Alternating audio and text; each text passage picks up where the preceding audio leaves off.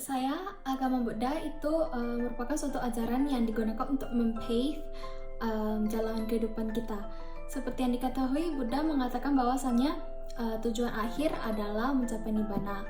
Terus selain itu, saya juga berpikir bahwasanya dengan menjalani sila dan memiliki moral yang baik juga sebagai panduan untuk menjadi manusia yang baik. Mengapa menurut saya agama itu sangat penting, terlebih agama Buddha itu karena sesuai sebelumnya yang saya bilang bahwasannya agama Buddha itu mempave jalan kehidupan saya.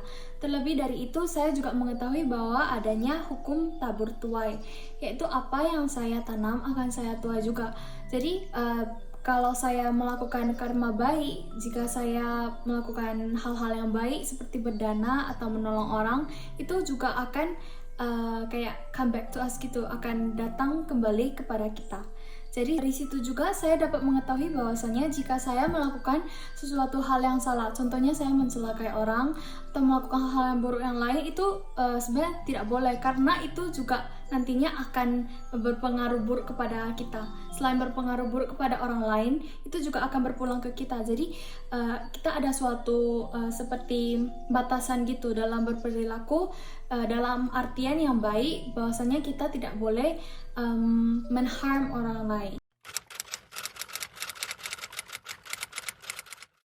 Sudah banyak aspek dalam kehidupan saya yang dipengaruhi oleh agama Buddha, seperti cara saya memperlakukan orang lain, cara saya berpikir, cara saya mengambil tindakan. Dan yang paling penting itu menurut saya adalah cara saya berpikir. Karena menurut Buddha itu segala sesuatu itu berasal dari pikiran. Dari berpikir itu saya tahu bahwasanya mana yang baik dan mana yang buruk, mana yang harus saya lakukan, mana yang seharusnya saya tidak lakukan. Melakukan hal yang baik itu adalah seperti menjalankan sila, samadhi, pana. Dari cara kita bertindak, cara kita memperlakukan orang lain, kita tahu bahwasannya yang baik seperti membantu orang lain itu kan mendapatkan karma yang baik, ataupun seperti menghormati orang tua. Dari agama Buddha kita diajarkan bahwasannya sebagai anak kita harus menghormati orang tua, sebagai siswa kita harus belajar dengan rajin, sebagai murid kita harus menghormati guru dan orang tua juga.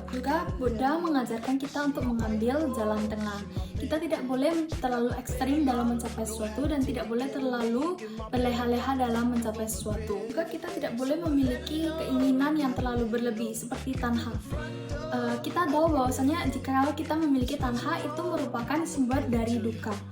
Duka itu akan menyebabkan kita sedih. Agama Buddha itu dalam kehidupan saya seperti saling sambung menyambung satu sama lain dan saling berotasi dalam kehidupan saya. Seperti saya melakukan satu hal, itu akan ada efeknya, dan itu telah dijelaskan oleh Buddha. Dan makanya dari itu kita harus berpikir dulu sebelum kita melakukan suatu hal, apakah ini akan merugikan orang lain, apakah ini hal yang baik. Dan dari itu kita dapat memiliki suatu seperti pandangan bahwasanya apa yang harus kita lakukan, apa yang benar dan apa yang salah. Dan dari itu saya merasa sangat penting karena kita dalam kehidupan bersosial seperti ini. Maka dari itu ajaran agama Buddha itu sangat penting menurut saya untuk menjadikan saya seperti orang yang sekarang, dan untuk menjadi orang yang lebih baik lagi ke depannya.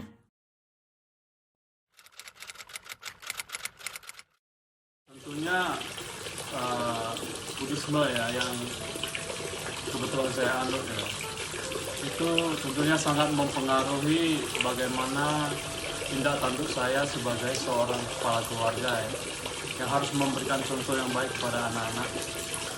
Ya, saya mendidik mereka dari kecil jalan Buddha ya, artinya ya jalan tengah Buddha ya.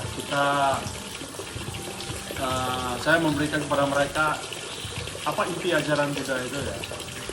Ya sangat simpel sebetulnya ya. Janganlah berbuat jahat ya, tambahlah kebajikan. Itulah ajaran semua Buddha. Jadi itu yang diajarin ke mereka sejak mereka kecil. Nah, kalau di tempat kerja saya menjalankan ajaran Buddha itu dengan memberikan bimbingan-bimbingan kepada bawahan kita, ya, bagaimana mereka bisa melihat tim yang bagus sehingga terbentuk teamwork yang bagus.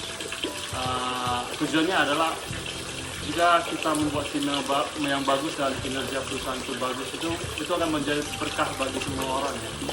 Jadi saya sampaikan pada mereka bahwasanya hidup itu harus menjadi berkah bagi orang lain, ya. Dan dalam konteks ini adalah sesama pekerja kita, sama rekan kerja, itu kalau di dalam pekerjaan.